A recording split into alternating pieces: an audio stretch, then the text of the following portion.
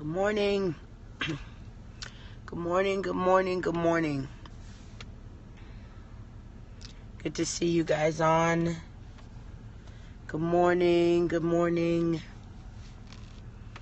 Hey, Steven, good morning. Good morning. You guys have been asking for this topic for a while, so I had a couple of minutes to really jump into dealing with soul ties a little bit, dealing with past rejection and heartbreak and how it impacts marriages. Hey, Tina, good to see all of you guys on. Before I even go into that, I think that it's really hard today to talk about anything else besides what's happening in our country. And I shared a Facebook status earlier this morning concerning being overly traumatized. I feel like our whole nation has really been overly traumatized, especially in this last 4 or 5 months. It's been one thing after another with the hurricanes and just the racial tension and now a mass shooting. So as I'm going through this, yes, I got autumn hair color for the fall. As I'm going through this, I'm going to give some tips on how to just mentally and emotionally take care of yourself, to make sure that you are managing and coping well. Good morning, Los Angeles. People have been asking me when I'm coming back to Los Angeles, so I'll be there in March. We'll have the date very, very soon for, I think it's around March 8th. I'll be coming back to LA. And this weekend I'll be in Atlanta, so I'll give that information once I finish. All right, let's jump right into it. Share it with your friends. Share it with people who've been wanting this information. I'm going to go over maybe 8 to 10 different ways that you know that you have a soul tie, okay? And not all of it is connected. So you could have a soul tie, you could have a broken heart and not have a soul tie. You could even be dealing with rejection from other things and not have a soul tie. So I'm going to do the soul tie stuff first, then touch a little bit on having a broken heart and just rejection, and then how it all ties together.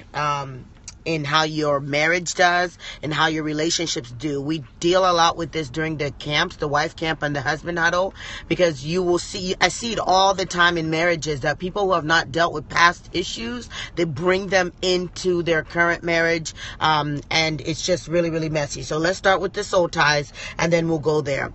We'll go on from there. One of the ways that you know that you have a soul tie is that your mood is based on the person's presence or their absence. So when that person is around, or you hear that they're coming around, you get happy, you get excited. But if that person is not there, if that person breaks up with you, you actually go through a state of depression or a state of sorrow. That is a clue that you probably had a soul tie. Another one is that person is constantly on your mind. So you may have been broken up with them for 5 years and still thinking about the same person. Most likely you have a soul tie. Or the relationship was really violent and it didn't end very well. It was unhealthy and it was toxic. Yet you're still thinking about how the one time they were nice, how the one time they held your hand. You most likely still have a soul tie. The longer it's been and the more frequent you still think about them is a huge clue. So it's normal to have dated someone, let's say 5, 6 years, and then 6, 7 years down the road, you think about them from time to time. Even what you think about them is really important. If you're thinking about getting back together or how great it was when you were with them, you're most likely struggling with the soul tie.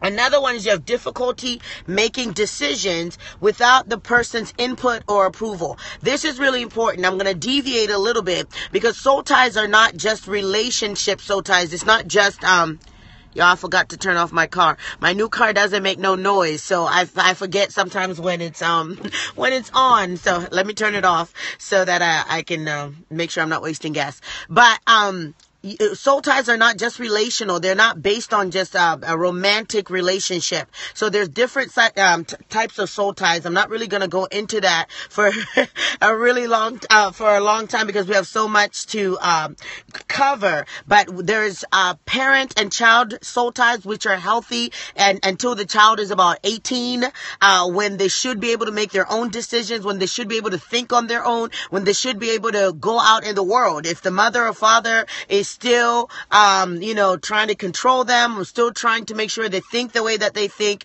then it develops an unhealthy soul tie. You have soul ties that are friendship soul ties, and those can get unhealthy very, very quickly. People believe in covenant friendships and relationships, and I believe in them too. But if you, how you think and how you act is based on the approval of your sister or your bestie or whatever, then you may have a soul tie there. Then there's the unhealthy religious soul ties, where you submit yourself to leadership that is controlling, and you cannot think for yourself. They have taught you that you don't hear from the Lord. You are now walking in doubt. You're always hearing their voice in your head. That could be an unhealthy religious soul tie. So soul ties are not just when a man and a woman get together. There's different levels of soul ties. All right. So I wanted to quickly throw that out there. But if you consider a person's reaction before you make a decision, you may have a soul tie. These things are good if you're married, right? So if I'm married and I have my husband, I shouldn't be just making decisions. I should think, okay, what is my husband going to think if I make this decision? Or what would, my husband say as I'm making this decision? That's how you walk as one. That's what becoming one looks like. And God intended soul ties to exist within the context of marriage so that you guys can walk as one. But if you're apart and you're broken up and you're still thinking about, well, how, what is this person going to say? Or if they were here, what they would do, that would be an issue. Some people get married and in the bedroom, they're like, well, so-and-so didn't do it like this, or so-and-so loved me like this and not like that. You have a soul tie that you have now brought into your marriage. All right. If you are stalking the people on social media, if you cannot go without days without checking their page, without, seeing what they're doing, without Googling them, that is a possibility that there is a soul tie there. You cannot be apart from them, even if they have broken up or they have kept you separate. That's why social media has been really dangerous to marriages, because it's really easy to find people that you thought you were over, but you weren't really over. And the only thing that helped you get over them was the distance.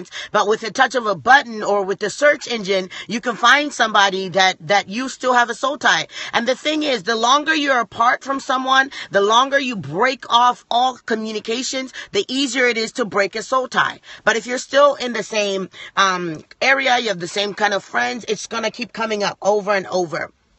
Another one is, that you should stop having sex with them, but you can't stop. Right? So in marriage, you're not supposed to stop having sex with your spouse. That is normal. That is a good thing, right? But if you are not married and God has said to wait for marriage, and you keep going back to the girl, you keep going back to the guy, it's convicting you, the Holy Spirit's convicting you, but you can't stop, most likely you have a soul tie. All right? I'll answer questions when I finish.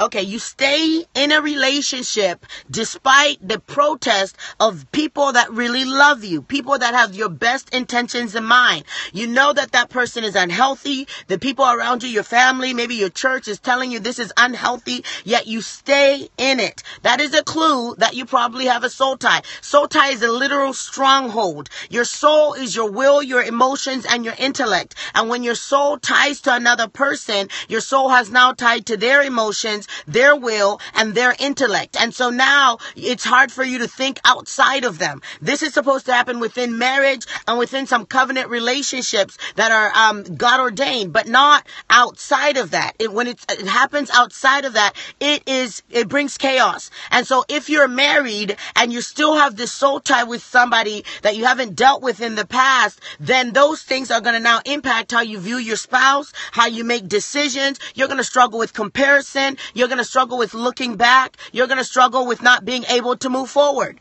That is trouble. You've got to break soul ties. You've got to come out of relationship with anybody that would impose themselves onto your relationship with your future or your present spouse. All right. You think about them sexually, even if you're married to someone else. I've already touched on that. If you're constantly thinking about somebody else sexually, and that's why we're not supposed to have sex before we have a husband or a wife, because there's soul ties that are created in a sexual union. And then you bring that into your marriage. And if that person had a lot of sexual deviation or something like that, it can now cause you to compare. It can now cause you to not desire your spouse. So that has to be broken. Those soul ties have to be purged. All right. You're willing to do anything to make the relationship work. You're willing to do anything because society has created this stupid lie that the more you go through heartbreak, the more you fight and get back together, the more you've been up and down, through the ringer together, the more you're meant to be. That's a lie. Godly relationships are not supposed to be complicated. Godly relationships should bring joy. Godly relationships should mature you. Godly relationships should make you better. They should not make you be crying every 2 other minutes. Does that mean that when God brings the one or you're connected to your spouse that you're not going to have heartaches? No. What it means is that you're going to learn from those heartaches. You're going to want to grow from them. It's not going to be toxic. Toxic, I can't talk. Relationships drain from you. If you look at, I ask people, so why are you with that person again? Well, we've been together a really long time. So what? How has they helped you? One of the ways that you're in a healthy relationship, your emotions balance and they get better financially, especially when you get married. Marriage should grow you financially. Both of you guys putting together your efforts should grow you. There are benefits of marriage that you will not get in singleness. It's just as simple as that. There are benefits in marriage, and one of them is emotional wellness, financial wellness. When two come together, you're multiplied. That's how the kingdom of God works. So it's not even just an addition. But if you've got somebody else in the back of your mind, it's going to cause a lot of problems. All right. Now, heartbreak. Let me touch on this, and I'm going to give you guys some practical solutions. And this is preparing you guys for our wife camp. We're still registering for that at AskDrFaith.com. Just press on the Marriage Institute banner, and you can still be part of that webinar.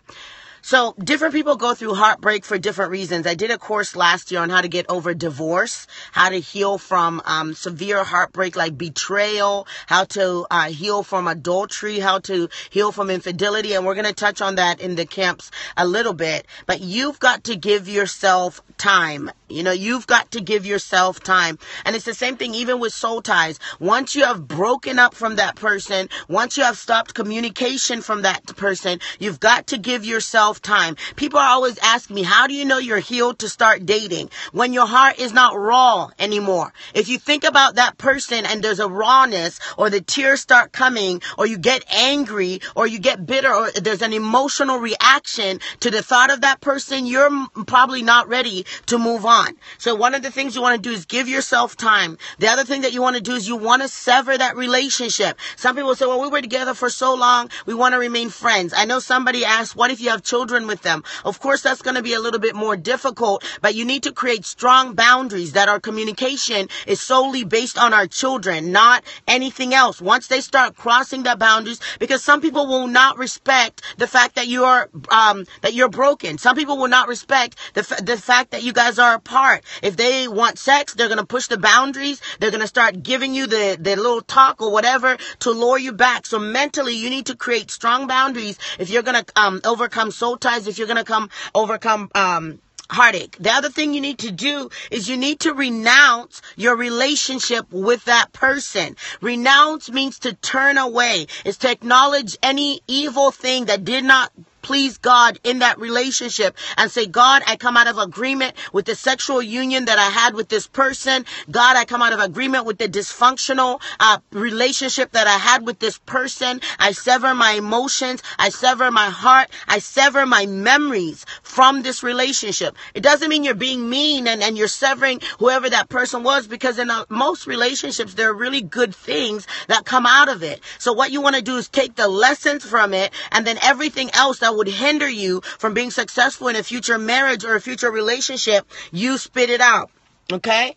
Come out of agreement with anything that you did with that person. If you cross boundaries, say, God, forgive me. I come out of agreement. If even soul ties can occur emotionally. If you are not married with someone and of the opposite sex, but you're on the phone for 4 hours, 5 hours a day, talking till 2 a.m., whispering late at night, and that person is not willing to commit to you, your emotions are beginning to tie to them. And so there's some people with emotional soul ties that have never even had an intimate connection connection with that person. You need to come out of agreement. You've got to have clear boundaries when you're courting. You've got to have clear boundaries with people. I was just telling one of my daughters yesterday, you get to choose. Like, you don't have to date every person that says they like you. That's a sign of insecurity, and it's a lack of confidence. But you get to say, you know what? These are my boundaries. These are my standards. This is what I expect. So if you allowed yourself to be lured into these long conversations and allowed someone to drag you round and round and round, 1 minute they're having you over, cooking you dinner. The next minute they don't want a boyfriend because God said not to have a boyfriend. The next minute, you're their girl. You really love, they really love you. The next minute you see them with, no, that is dysfunctional and it's unhealthy and it's not of the Lord. So you need to come out of any agreements, any boundaries that you crossed. And then you need to go through deliverance. Anytime there's been sexual or emotional ties, you need to get somebody who can see besides yourself to pray over you and break those ties, to acknowledge that they were there, to cause them to come out of agreement and break them over your life. All right. And then the next thing you want to do is take the pain of your relationship and give it to the Lord as a sacrifice. Take your pain of whatever happened, the infidelity, the betrayal, the brokenness, the abandonment. Take it and say, God, I want to give you this as a sacrifice. I want you to be glorified in my pain. I want you to be glorified in this bad decision that I made. How can you take my brokenness and make it beautiful? That is one of the ways to utilize wasted time. That is how you reclaim your time. I don't know if Maxine knows how to do that, but one of the ways you reclaim your time is by saying, someone saying, what does that look like? You literally say, God, take my pain, take my life, and I give it to you as an offering. And then you look for God to turn it around. So you look for things that you could learn from that brokenness. Okay, God, what are you teaching me? What should I learn? How can I know not to go back in this path the next time? Learn the lessons. That's how you reclaim your time. Sometimes you can't go back and do things over, but you can make sure that you don't do the same thing over and over going forward. Lastly, how do you get over rejection? You get over it. You get over it. Some of us, we build a whole house around being rejected, being abandoned. So what? So what? We've all been rejected. We've all been abandoned at one point or another. It's how you allow that to build kind of like a fortress in your life. Your job is to say, you know what? I have gone through this before, or I'm going through this now, and God is my keeper. God is my deliverer. I'm going to get over this, and you need to push through it. But after you have pushed through it, because what happens is a lot of people then say, hey, I don't want to be married. I don't want to date anybody else. I don't want to be connected to anybody else because I don't want to be rejected. Well, one of the things about love, one of the things about throwing yourself out there again, I mean, marriage is literally throwing yourself out there again. You could date somebody for 7 years and think that you really, really know them, and they change on you. That's why you need to date somebody who's a believer. You need to date somebody who can hear God's voice. You need to be able to hear God's voice. You need people around you who hear God's voice because they can speak into your future. The prophetic is one of the tools to help you have healthy relationships, to help you be secure in the decisions that you make. So if you're afraid of being rejected, get around people that can hear about the person you're about to enter into a relationship with, so they can foresee certain patterns and things that they may do. So God is in your future. You don't have to be afraid of rejection if you know that God can use it. I don't have to be afraid of anything because I know that wherever I go, God is there. And if I go through brokenness, it may hurt, but God is going to be there. If I go through rejection, it may hurt, but God is going to be there. A lot of us feel like if we get rejected, we're there by ourselves. That's because you're trying to deal with life with your own tools and your own capabilities. You have to take God into your relationships. You need to have wise counsel around you. You need to have people that can say, hey, these are the red flags. I did a Periscope a couple of days ago on red flags. If you have all those things around, it's going to be much easier to trust, and it's going to be much easier to love. Okay, so I'll take a couple questions and then I'll be jumping off. Make sure that you register for the wife camp and The husband huddles, it's going to be amazing. One of the things that I see with women is that big comparison if you don't deal with it past. I also, with rejection, when you get married, what happens is you're looking for your husband to affirm you, to give you meaning, to give you purpose, to give you identity. And all those things should happen prior to getting married. And that's why it's really, really important to deal with that stuff.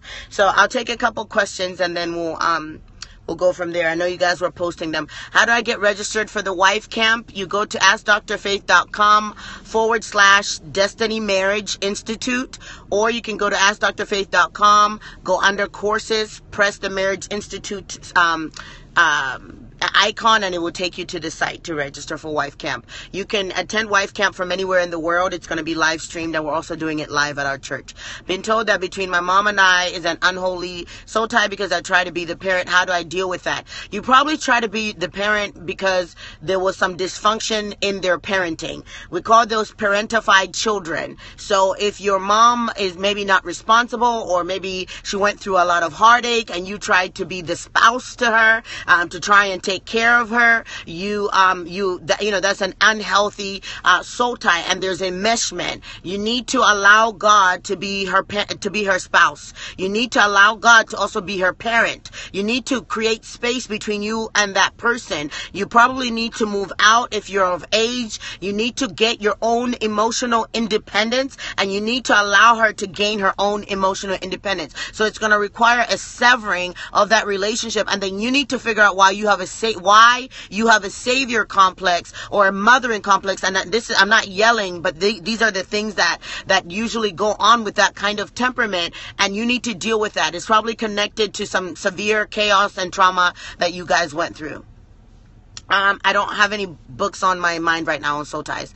All right. I will be in Atlanta this weekend. It's with Dominion Network. I will try and look up the flyer before I post it, but it's on Ask Dr. Faith on my Facebook, and it's a free conference in Atlanta, so you guys should come. How should I handle a potential mate who has an unhealthy soul tie with his mother? You guys need to talk about it. He needs to be willing to break it. If he's not willing to break it, you need to really think about how that's going to look in your marriage, because if he's not willing to break it and create boundaries, it's going to infringe on your marriage, and it's going to create enmeshment, and you're going to feel jealous. You're going to feel like he favors her over you, and it's going to cause problems. So if he's not willing to break it, that relationship is going to be very difficult, or it's not going to work. All right. Any other questions? I know I'm missing some as you guys are posting them. But that's a big one. When there is enmeshment in families, it is the job of the spouse whose family it is to break it. Good. I'm glad this was helpful. Can Christians have crushes? I don't know what's the point of having a crush if you're not ready to be married, if that person's not interested in you. All it's going to do is take up emotional space in your mind. So it's normal. Of course, we're humans. You're going to like someone, or you may be interested in someone. But as soon as you realize that person is not interested in you, or that person is off the market, it would be better for you to move on than holding on to a crush that is not going to go anywhere. My husband says my past has him heartbroken, and therefore he treats me horribly. What can I do? Your past has him heartbroken. Well, tell him that he's being a coward, because he knew your past, hopefully, before you guys got married. And so therefore, when he married you, he made a choice that your past did not matter. Therefore, he cannot use your past to punish you in your present relationship. So tell him he's being a coward. Tell him that he needs to get over himself, and he needs to understand that marriage is about sacrificing. Marriage is about forgiving. And the moment that he said, I do, is the moment that he said what you did in the past and who you were in the past does not matter anymore. The husband huddle information is the same. It's on the AskDrFaith.com site. It's November 4th. That is a 3-hour course for single men and married men that we're going to help you guys prepare for marriage, understand your wives, deal with emotional issues that men have, sexual issues, all of that, to help you have a healthy marriage. Does God only have one choice for your mate? No. And God doesn't choose your mate. He gives you choices. You get to choose your mate. You can watch previous scopes that I've done on that. The wife course is October 28th. How can I deal with church hurt, still struggling to let go and forgive? The same way that you deal with a soul tie. If the church is still coming up in your mind, you have a soul tie. So go back through the notes that I gave and deal with it the same way.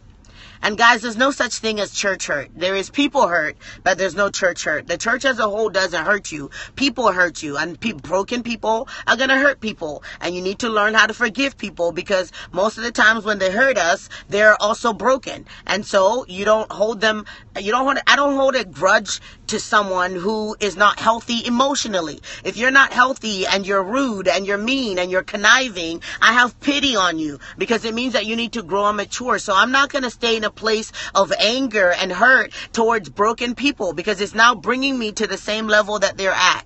So just deal with the church hurt that people cause, but not necessarily, the church hasn't hurt you.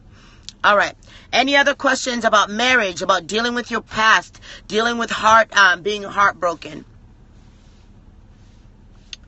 I want you guys to be whole. If you can't afford the courses, go buy my book. It's called Journey to the Altar for those that are single. Even if you're married, go get it. It helps you on the things you should have known and the things you should know that constitutes a healthy marriage. I'm thinking of getting a divorce. My spouse changed and left the faith. He's emotionally abusive. Go get a counselor. Talk to your husband. Talk to your pastor. Dr. Faith, your absolutely enormous blessing. Bless you.